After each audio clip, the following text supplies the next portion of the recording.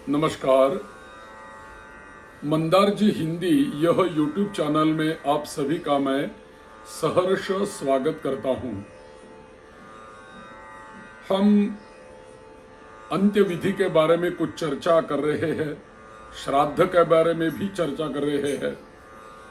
श्राद्ध की परिभाषा होती है, यानी श्राद्ध में हम क्या क्या विधि करते हैं, श्राद्ध क्यों करते हैं, श्राद्ध न करने से क्या हमें मिलता है और श्राद्ध करने से हमें क्या प्राप्ति होती है, पितरों को क्या मिलता है, इसी के बारे में हम चर्चा कर रहे हैं। तो आज के वीडियो में हम चर्चा करेंगे कि देखो पितरों को श्राद्ध की प्राप्ति कैसे होती है और भी ब्राह्मण भोजन से भी श्राद्ध की पूर्ति कैसे होती है। ऐसे एक दो चार प्रश्नों के और हम चर्चा करेंगे।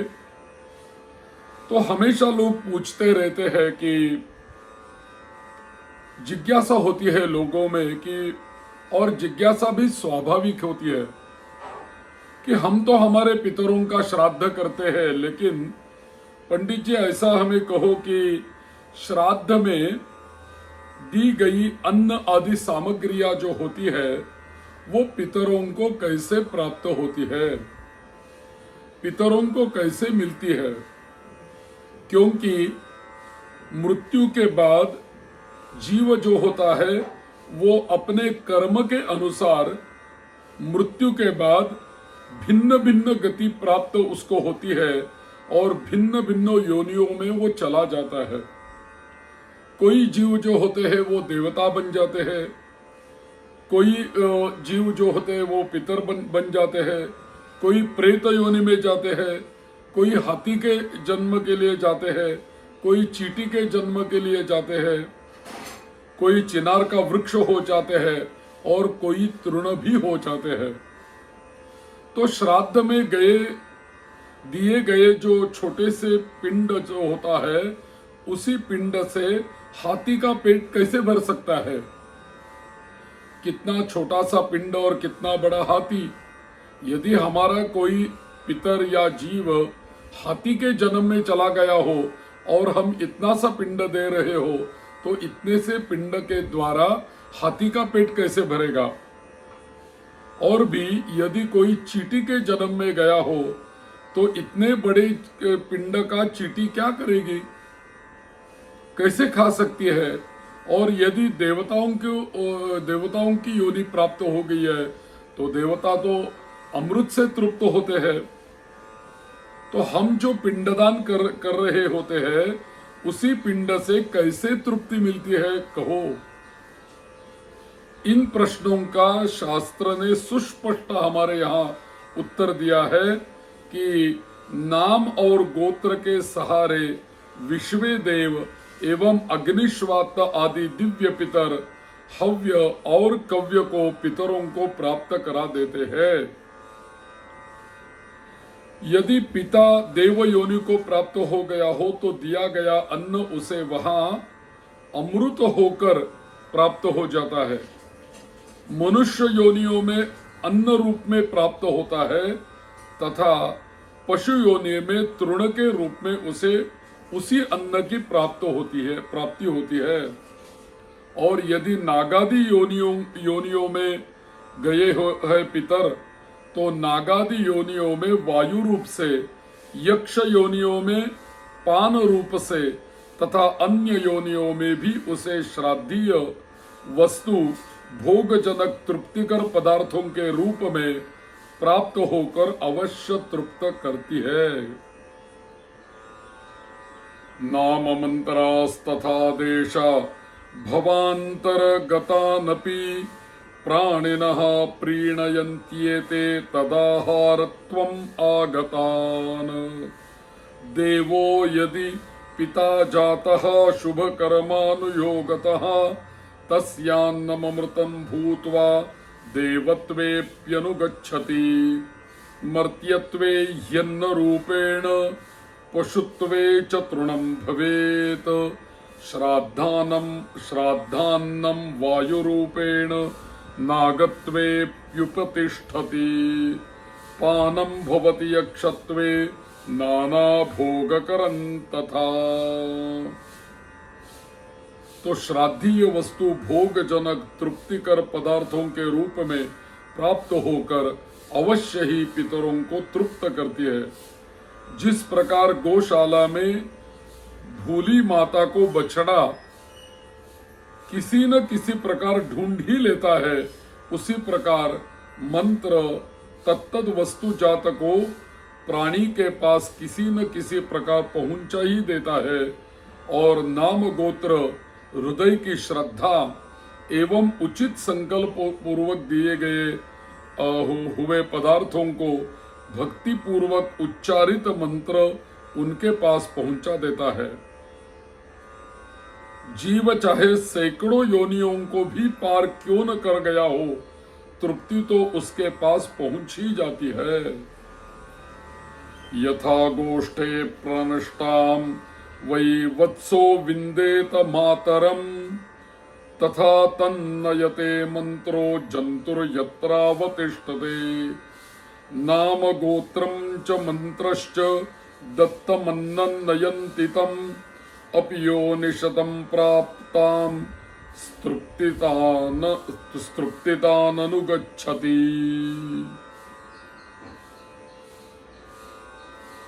तो नाम और गोत्र हृदय की श्रद्धा एवं उचित संकल्प पूर्वक दिए गए हुए जो पदार्थों को भक्ति पूर्वक उच्चारित मंत्र उनके पास पहुंचा देता है।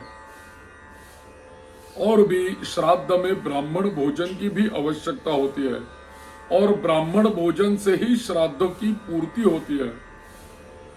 सामान्यतः श्राद्ध की दो प्रक्रिया होती है, एक होता है पिंडदान और दूसरा होता है ब्राह्मण भोजन।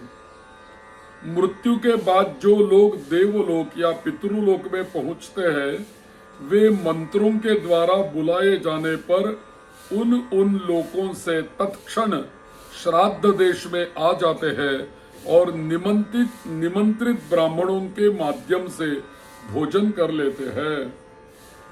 सूक्ष्म ग्राही होने से भोजन के सूक्ष्म कणों के आघ्राण से उनका भोजन हो जाता है, वे तृप्त हो जाते हैं। वेद ने बताया है कि ब्राह्मणों को भोजन कराने से वह पितरों को प्राप्त हो जाता है। नाम गोत्रम पितॄणां तु प्रापकम हव्यकव्ययोः श्राद्धस्य मंत्रस्तत्वम् उपलभ्येत भक्तितः। अग्निष्वात्तादयस्तेषाम् आधिपत्ये व्यवस्थिताः नाम गोत्रास्तथा देशा भवन्त्युद्भवतामपि प्राणिनः प्रीणयन्त्येतदर्हणं समुपागतम्।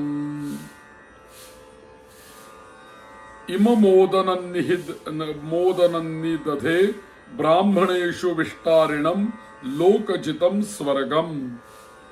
इस ओदनोपलक्षित भोजन को ब्राह्मणेषु निदधे ब्राह्मणों में स्थापित कर रहा हूँ।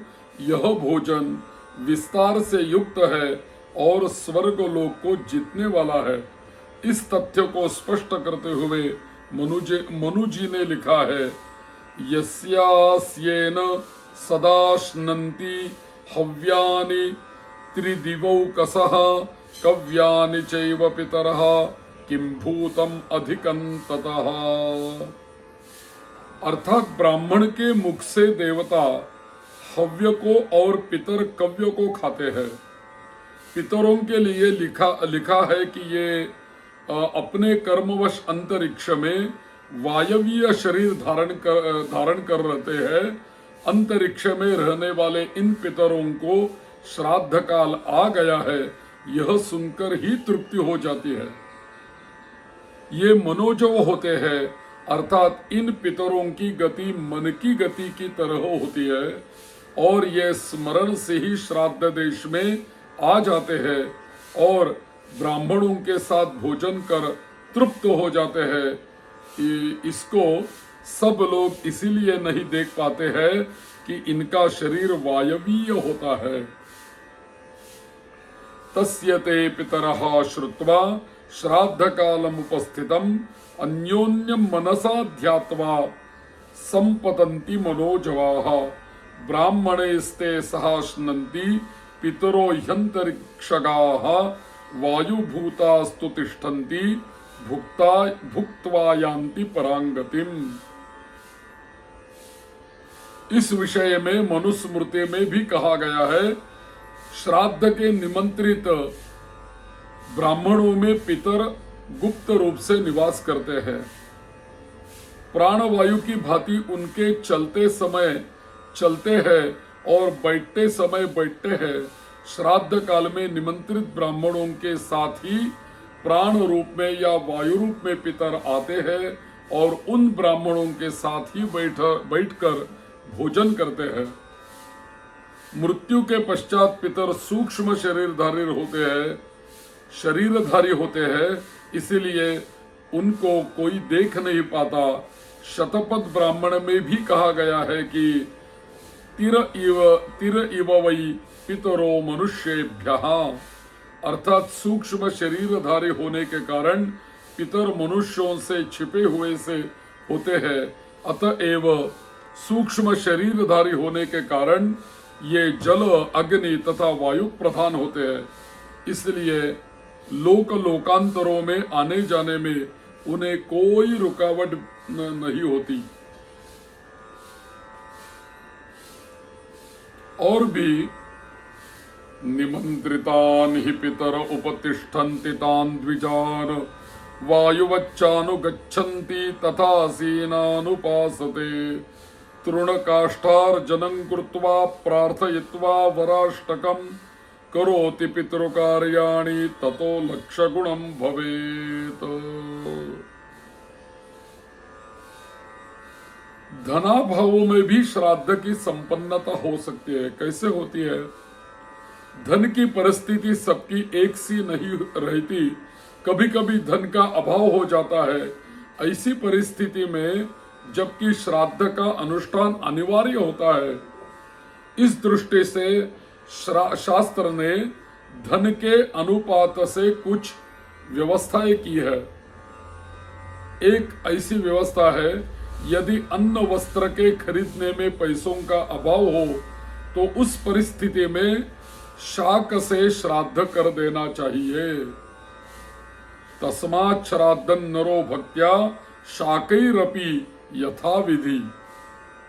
यदि शाक खरीदने के लिए भी पैसे न हो तो तृण, काष्ठ आदि को बेचकर पैसे इकट्ठा करे और उन पैसों से शाक खरीदकर श्राद्ध करे।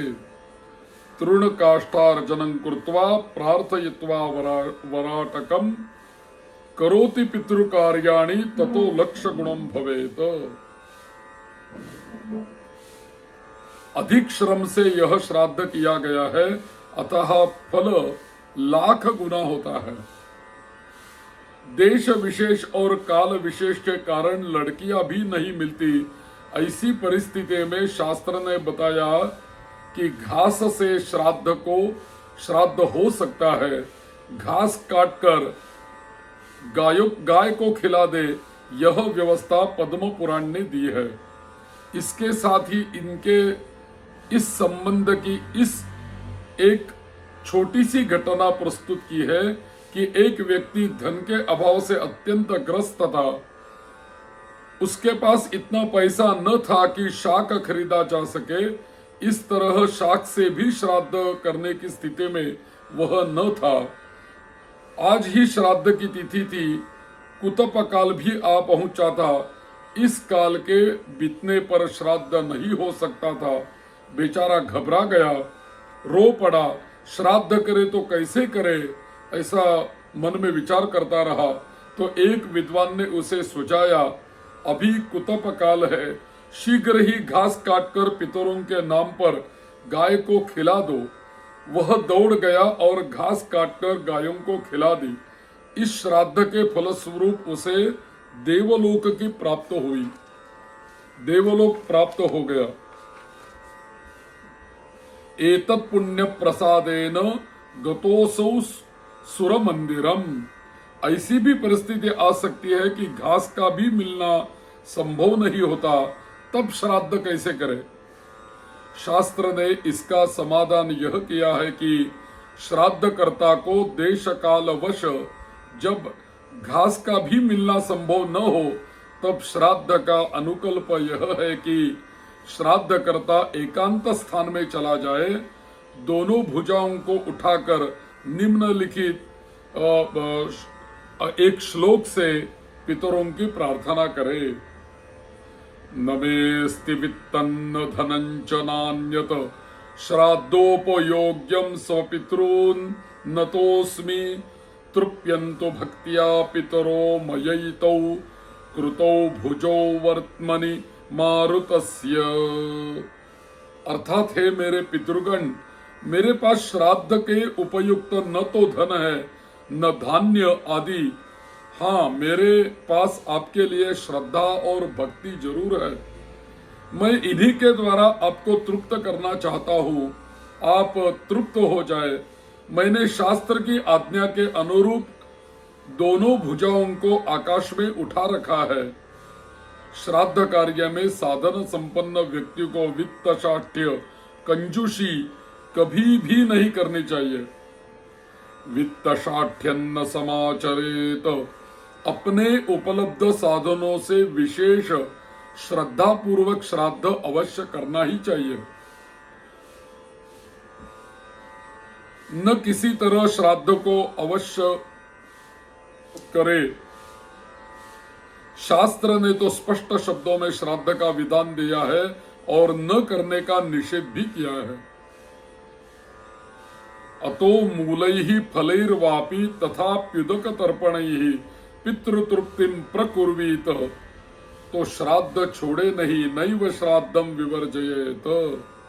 तो श्राद्ध को टालना ही नहीं चाहिए, छोड़ना ही नहीं चाहिए, अवश्यमेव श्राद्ध करना ही चाहिए। यदि आपके पास जो सामग्री है उसी में से श्राद्ध करना चाहिए। यदि कुछ भी हमारे पास नहीं हो, तब भी हमारे भुजाओं को आकाश में उठाकर पितरों के प्रार्थना करें, तब भी पितर प्रसन्न हो जाते हैं। और भी श्राद्ध में वित्त शाठ्य कभी भी न करे। यानी हमारा जितना सामर्थ्य होगा, आर्थिक सामर्थ्य, शारीरिक सामर्थ्य जितना भी होगा, उतना ही पितरों की सेवा करने का प्रयास करना चाहिए। जितना हम खर्चा कर सकते हैं उतना करना चाहिए। उसमें कोई बचाने का कोई विचार नहीं करना चाहिए। जितना हो सके उतना करना चाहिए, क्योंकि पितरों के आशीर्वाद से ही सभी कुछ मिलता है। यदि पितर प्रसन्न नहीं होंगे तो हमें मोक्ष भी नहीं मिलेगा। पितर प्रसन्न नहीं होंगे तो संतान नहीं होगी और सुख भी नहीं मिलेगा। तो बहुत सारे पितरों के हाथ में ही हमारे आशीर्वाद होते हैं, तो इसलिए अवश्य में वह श्राद्ध करना चाहिए। तो लोग ऐसे ही पूछते हैं कि देखो, श्राद्ध के अधिकारी कौन होते हैं, कौन कौन श्राद्ध कर सकते हैं। तो इसके बारे में हम आगे वाले वीडियो में जरूर चर्चा करेंगे। ऐसे ही मेरे यह चैनल को जुड़े रहे।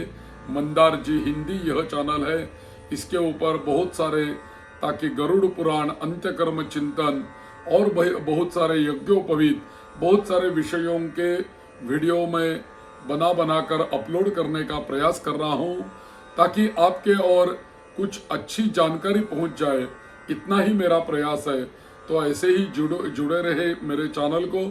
जिन्होंने यह चैनल मेरा सब्सक्राइब किया है उनको मन से धन्यवाद। और सभी को यही प्रार्थना है कि मेरा चैनल सब्सक्राइब करो। यदि वीडियो आपको पसंद आ गए तो वीडियो को लाइक करो और अपने परिवारजनों में जरूर शेयर करते रहो। जय श्री राम।